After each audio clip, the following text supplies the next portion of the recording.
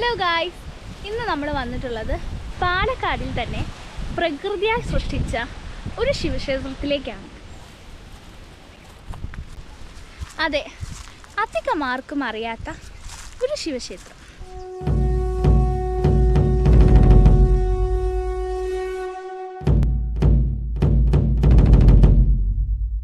അപ്പോൾ ഇതാണ് ഞാൻ പറഞ്ഞ ശിവക്ഷേത്രം. നൂറ്റാണ്ടുകളോളം പഴക്കമേറിയതും മനുഷ്യൻ സൃഷ്ടിച്ചതിനെ പ്രകൃതി ഏറ്റെടുത്തതുമായ ശിവക്ഷേത്രം. ക്ഷേത്രത്തിൻ്റെ ഫ്രണ്ടിലേക്ക് പോകുമ്പോൾ നമുക്കൊരു കൽമണ്ഡപവും അതിനകത്തൊരു നന്ദിയെയും കാണാനായിട്ട് പറ്റും. അതുപോലെ തന്നെ ഇവിടുത്തെ പടിക്കെട്ടുകളിലും നിറയെ വിളക്കുകളൊക്കെ കാണാനായിട്ട് പറ്റും. എനിക്ക് തോന്നുന്നത് വിശേഷ ദിവസങ്ങളിൽ മാത്രം തുറക്കുന്ന ഒരു ശിവക്ഷേത്രമായിരിക്കും ഇത്. ഈ ഒരു ശിവക്ഷേത്രത്തിനെ കുറിച്ച് നിങ്ങൾക്ക് ആർക്കെങ്കിലും അറിയുന്നുണ്ടെങ്കിൽ മറക്കാതെ നമ്മുടെ ചാനലിൽ കമൻ്റായിട്ട് ഇടണം. ഈ ഒരു ക്ഷേത്രത്തിൻ്റെ പ്രത്യേകത എന്ന് പറയുമ്പോൾ തന്നെ നമുക്ക് മനസ്സിലാക്കാം, ഇത്രയും മനോഹരമായൊരു ആൽമരം തന്നെയാണ്.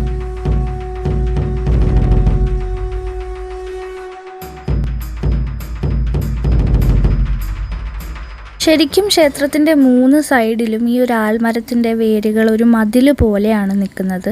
വേറൊരു കാര്യം എന്താണെന്ന് വെച്ച് കഴിഞ്ഞാൽ, ക്ഷേത്രത്തിൻ്റെ അടുത്ത് തന്നെ നമുക്ക് ഗായത്രി പുഴ ഒഴുകുന്നത് കാണാം.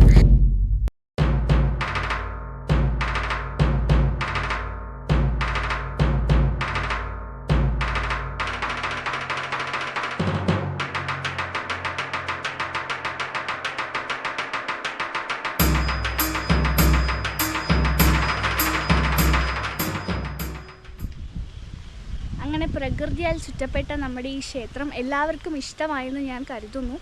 അപ്പോൾ ഈ ക്ഷേത്രത്തിൻ്റെ എക്സാക്റ്റ് ലൊക്കേഷൻ വരുന്നത് നമ്മുടെ പാലക്കാടുള്ള കുനിശ്ശേരിയിലാണ്.